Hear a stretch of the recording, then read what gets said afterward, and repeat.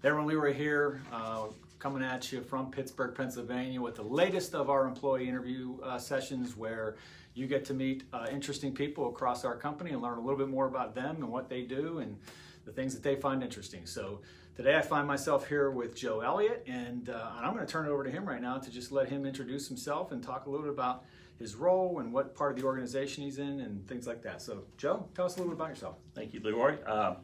My name is Joe Elliot. I work with Koppers Recovery Resources Division in Overland Park, Kansas. I'm the general manager, and I've been there for 4.5 years now.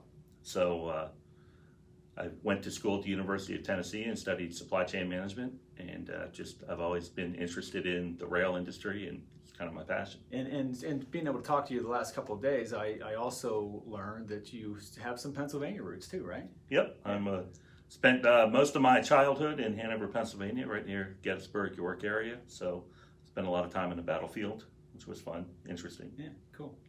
So what took you to Tennessee? They have a pretty highly regarded supply chain management program. Okay, So, nice. So Joe, tell me just if you can, tell the viewers here what a typical day looks like for you, if there's such a thing. yeah, typical day, probably much like your position, is not too typical. As my role with a general manager, I take care of some of the administrative aspects of our field employees, field operators, CDL drivers. So might be looking at DOT compliance, maybe obviously safety. We look at a lot, seeing where they are in relation to the different jobs that they're on. Okay. Also, I work with landscape tie sales and some other business development aspects. So let's step back for a minute, because it just struck me that there's a lot of people who will be watching this who probably really don't even know what this piece of the business does for Koppers, and probably don't even know that we have it. So tell them a little bit about Koppers Recovery Resources and what you all do. Well, we follow the work gangs on the railroads, and when they're replacing their old ties with new ties, we will pick up their old ties and send them to one of our processing locations. At that point, we'll grade them, and the best ties get resold. They get sold to places like Home Depot, Lowe's for landscape purposes, and the ones that aren't in the best shape, we will grind them up and sell the grinding, which looks a lot like mulch, to power plants, and they in turn make green energy out of the grind. Yeah, so alternative energy source. It's been part of our sustainability initiatives, and I know when we bought this business back in 2018, so it's been a part of Koppers for 4 years now. That was a big piece of it, right? Was how we were looking how to become more sustainable. How do we help customers solve a problem that they were having with how to dispose of end-of-life ties, and you guys have provided the perfect solution for that. And I know when we were out looking, we were looking for the best of the bunch, and you guys were certainly it. So I'm sure you're pretty proud of all the work that you guys have done over the years. Appreciate it. Yeah, we put a lot of work in on it. So that's what we do. How's the transition been to Koppers? Now it's been 4 years, and there's been a little thing called a pandemic that came in through it. But how's that whole transition been? I think it's been great. Because we're a largely mobile workforce with the nature of our work, it hasn't really slowed us down a whole lot in regards to our productivity on the field.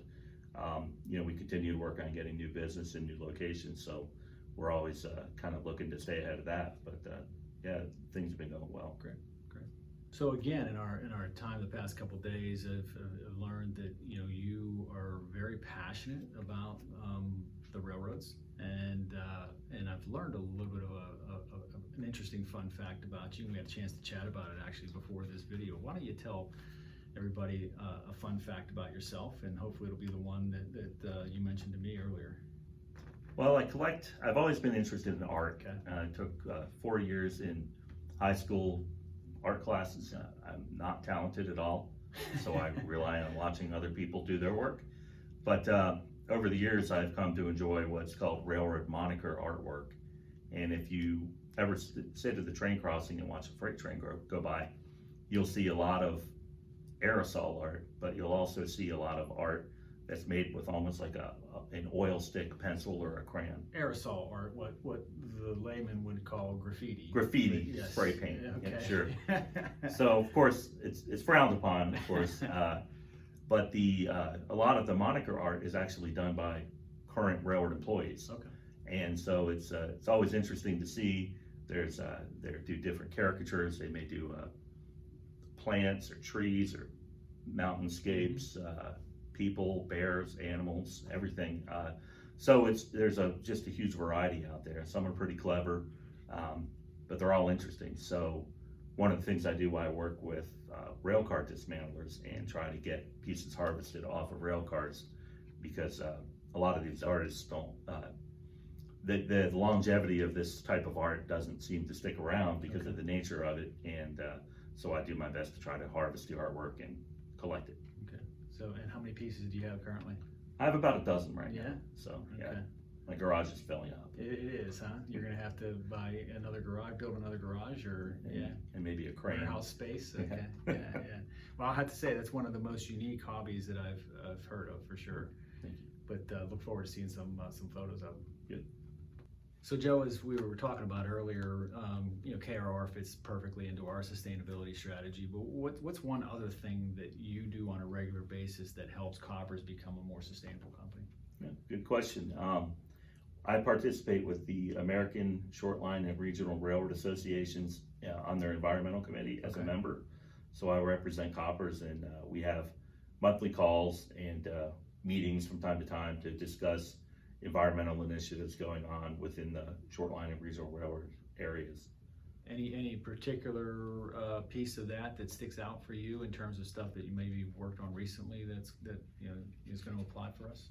Well, there seems to be a lot more interest lately in environmentally friendly tie disposal, which is right what we do. So hopefully that continues to have momentum built, and we kind of see a change in the railroad's mindsets as it relates to that. Okay, great.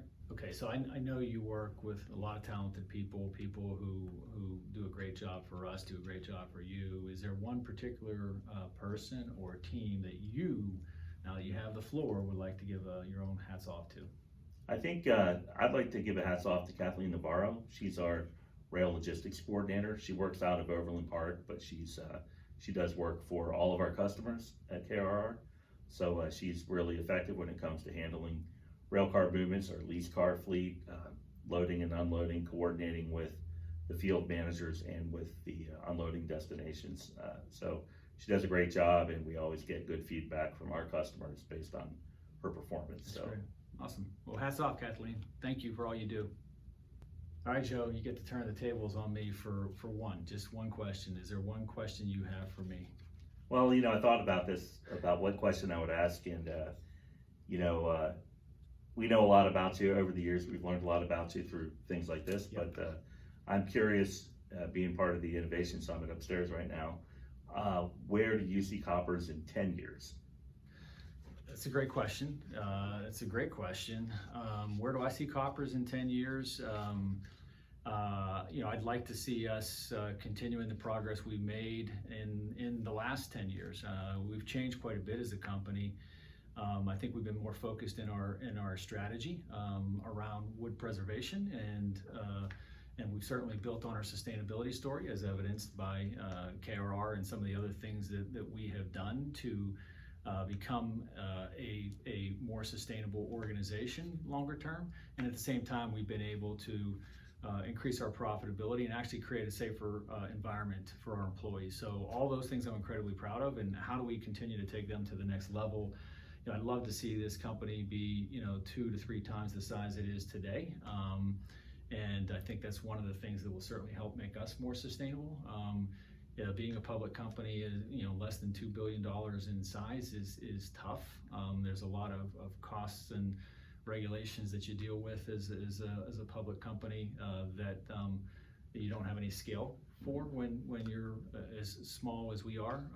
And so continue to grow, continue to push the boundaries of what we do in terms of sustainability and safety. And if we're doing that, then we're going to have a lot more people working for us, a lot of satisfied employees, shareholders, customers, and that's what it's all about. So, whenever I'm done, that would be what I would hope would be what I could walk away from and leave behind is a stronger, bigger, safer, more sustainable company. And I think we're on the right path to get there. We've made great progress and see that continuing to happen. So thanks for the question. It's a great question. Thank you. Okay, Joe, so this is the fun part of the program where I get to grill you on a number of different questions, just get your quick reaction, okay? So you ready to go? We're Ready. Go at it, okay. Let's go. All right, so what show or movie would you recommend to watch? Blackbird. Blackbird. What's your superpower? Pass. What superpower would you like to have? Oh, I think flight. Okay. Flight. Favorite all-time musician or band? Probably Metallica. Oh, they were Yeah. just here in concert. Oh, geez. Who is your celebrity crush? Oh, Natalie Portman. Oh, okay. All right. Do you believe in ghosts? No. No. Okay. Well, yeah, I kind of do. Do you? Okay, kind of. All right. What are you most afraid of? Not heights, but landing. Okay.